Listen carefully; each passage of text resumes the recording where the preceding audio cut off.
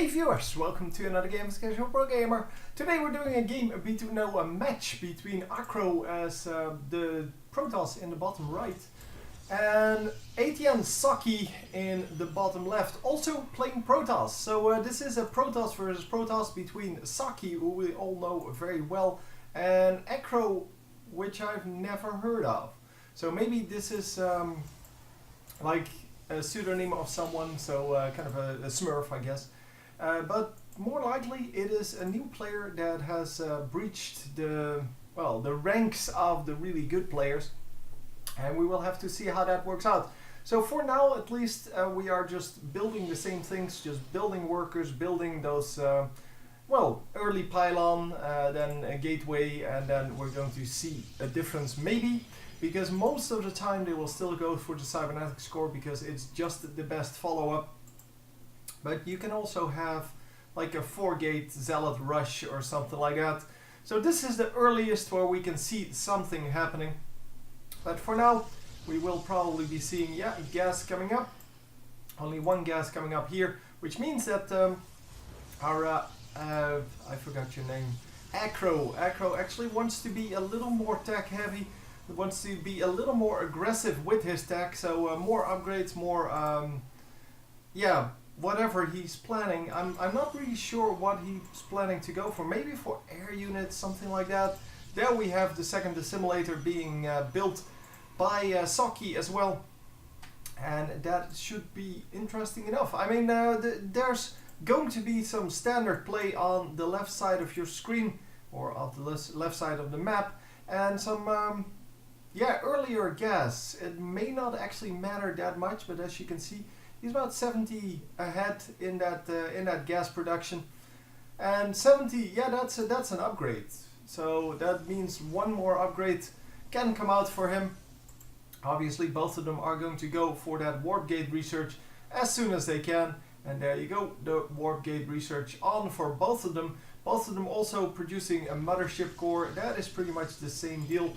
And then we have a stalker coming out over here, whereas on the other side, well, there's a stalker building.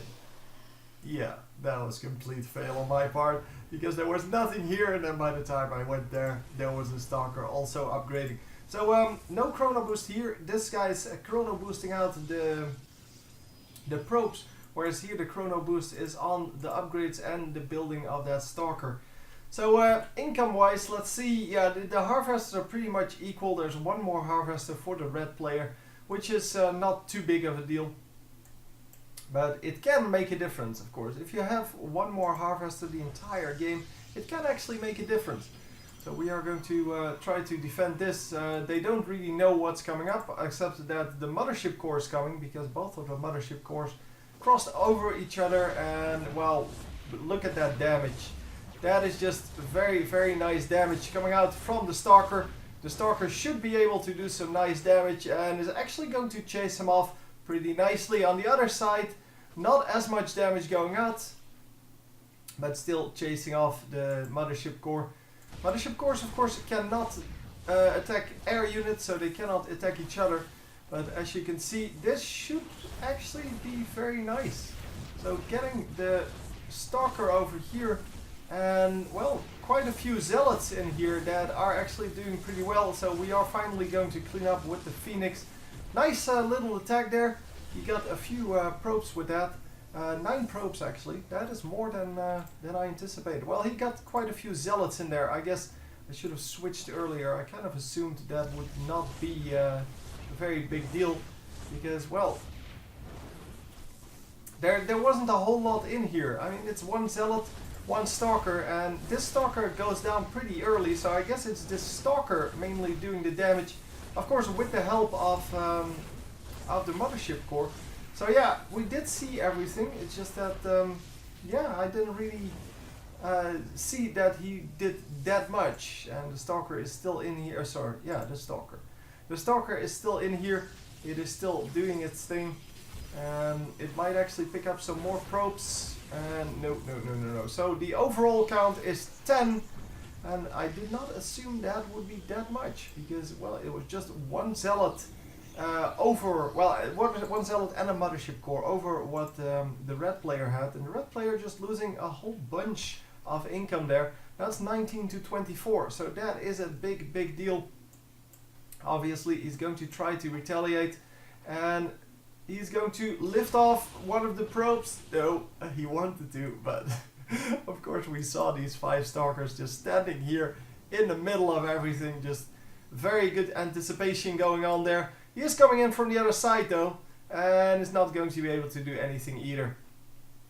So yeah, has to run out with his phoenixes. He needs way more to defeat this, because you need to lift off at least 4 at the same time and then kill them really quickly. But yeah, that now is 6 or 7, so he's not going to be able to do this at all with those phoenixes. And he is going to do very well with the Void Ray though. Void Rays do extra damage, of course, to armored units, and Stalkers are armored. So here we go, finally having some things going, but the Nexus is going to fight back. The Nexus now with its Nexus cannon, and that actually makes that actually makes for a very nice addition to your defense. Look at that, yes, so many Stalkers out. 13 Stalkers coming in, and they should do very well because they do have Blink. 1 Stalker sent in front just to scout around what's actually coming.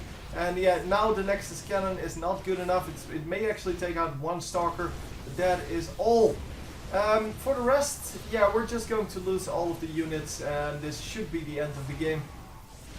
Look at the Blink. He does lose 1. The Nexus got the kill, I think. Yeah, it killed 3 units already. But yeah, is it going to do anything else? The Void Ray is going to be focused because he knows that is a very important thing to have, or to take down immediately. And as you can see, the Stalkers that are lifted up are getting damaged quite heavily, but is it good enough? It is not nearly good enough. So yeah, it's a very short game, only 29 units killed, 11 of which are workers. Yeah, well, that's sometimes how it goes. Just a very aggressive move with a good pylon in the front, and that early harassment doing 10 probes worth of damage, and that was just good enough. Not enough production after that, and yeah, there's nothing you can do. Anyway, on to game number 2. Hope you enjoyed, and I will see you next time. GG!